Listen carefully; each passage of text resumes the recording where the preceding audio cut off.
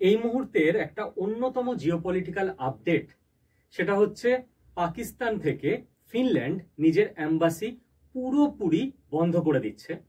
এবার এই যে ইসলামাবাদ থেকে ফিনল্যান্ড নিজের এম্বাসি তুলে নিচ্ছে, এর কারণ কি?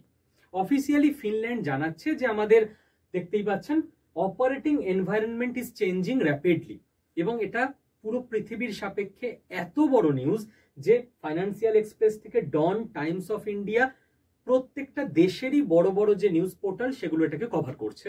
এবার আপনাকে বুঝতে হবে ফিনল্যান্ড দেশটা অত্যন্ত গুরুত্বপূর্ণ একটা দেশ, ইউরোপিয়ান কান্ট্রি, বলা হয়ে থাকে হ্যাপিয়েস্ট কান্ট্রি, এবং ফিনল্যান্ডের ইকোনমিও বেশ ভালো। এহেন ফিনল্যান্ড সিদ্ধান্ত নিয়েছে পাকিস্তান, আফগানিস্তান এবং মায়ানমার, তিনটে দেশ, এমন তিনটে দেশ যেই তিনটে দেশ আনস্টেবল পলিটিক্যালি, যেই তিনটে দেশ অ্যাজ সাচ ইকোনমিক্যাল গ্রোথ তো করছেই না, বরং ইকোনমি একেবারে ডুবতে বসেছে, এই তিনটে দেশ থেকে নিজের যে এম্বাসি সেটা পুরোপুরি বন্ধ করে দিচ্ছে। কারণ ফিনল্যান্ড চাইছে না যে এরকম কোনো দেশ যেখানে কোনো ভবিষ্যৎই নেই সেই দেশে আমাদের এম্বাসি খুলে রেখে আমাদের টাকা পয়সা, ম্যান পাওয়ার অপচয় হোক।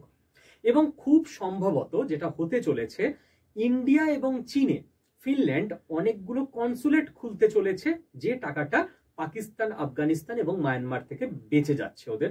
কনসুলেট বলতে যেটা কোনো দেশের রাজধানীতে মেন কোনো দেশের এম্বাসি হয়, সেটা তো মেন ব্রাঞ্চ। এছাড়া বিভিন্ন শহরে যে ছোট ছোট ব্রাঞ্চ হয় সেগুলোকে আমরা বলে থাকি কনসুলেট। এবার এইখান থেকেই বোঝা যাচ্ছে যে সারা পৃথিবী এই মুহূর্তে ভারতবর্ষকে কোন চোখে দেখছে।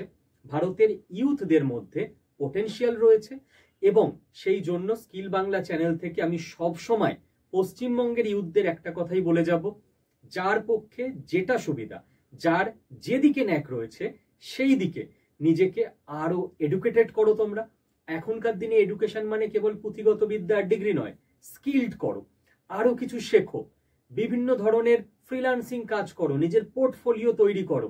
কারণ নেক্সট 5 থেকে 10 বছর গোটা পৃথিবীতে ভারত অন্য জায়গায় যেতে চলেছে, ভারতের জন্য অনেক অপরচুনিটি আসতে চলেছে।